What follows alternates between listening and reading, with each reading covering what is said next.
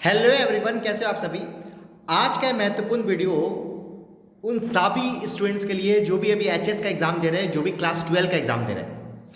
चाहे वो आप किसी भी बोर्ड से एग्जाम दे रहे हो, क्लास 12 के एग्जामिनेशंस जो आप दे रहे हो, इसके बाद जब आप कॉलेज में एडमिशन कराओगे तो इसके लिए बहुत बड़ा अपडेट निकल के आ रहा है कलकत्ता यूनिवर्सिटी की तरफ से। तो ध्यान से सुनिएगा पूरा का पूरा अपडेट क्या है।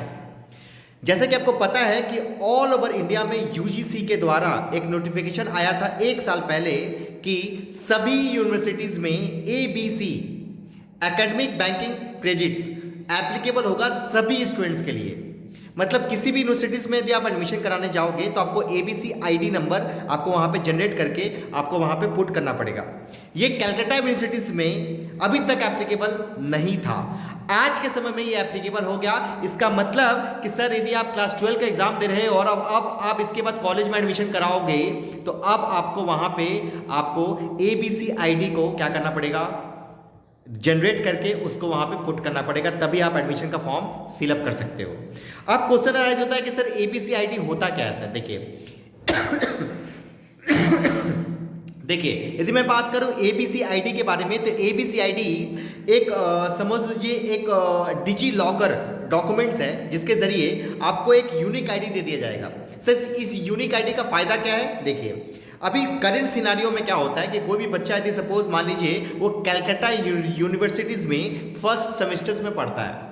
अब फर्स्ट सेमेस्टर्स के पढ़ने के बाद सेकंड सेमेस्टर में जब वो प्रमोट होता है तो उसको पता चलता है कि उसके पापा का कहीं ट्रांसफर हो चुका है, तो कोई और स्टेट में जाता है। तो अब देखो किसी और स्टेट में यदि उसको जाना है तो क्या करना पड़ेगा सर, उसको ये करना पड़ेगा कि फिर ये जो आप फर्स्ट सेमेस्टर पढ़े थे उसको पूरा एकदम भूल जाओ, फिर से नई यूनिवर्सिटीज में नया से एकदम क्लास स्टार्ट करना पड़ता था। ठीक है, बट आज के समय में जैसे ही आपके पास एबीसी आईडी रहेगा तो अब आप फर्स्ट सेमेस्टर हो सकता है कि आप एक यूनिवर्सिटी से करो और सेकंड सेमेस्टर किसी और यूनिवर्सिटी से कर सकते हो।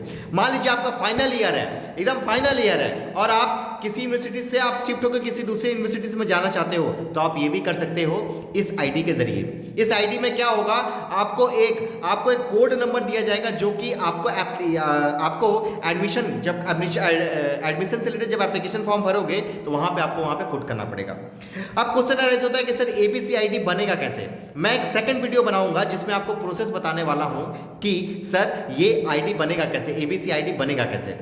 तो तब तक के लिए बने रहिए और ये बहुत यूजफुल इंफॉर्मेशन है।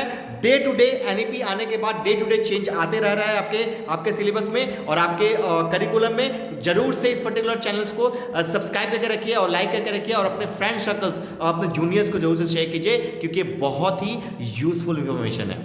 मिलते हैं फिर, बाय, थैंक यू।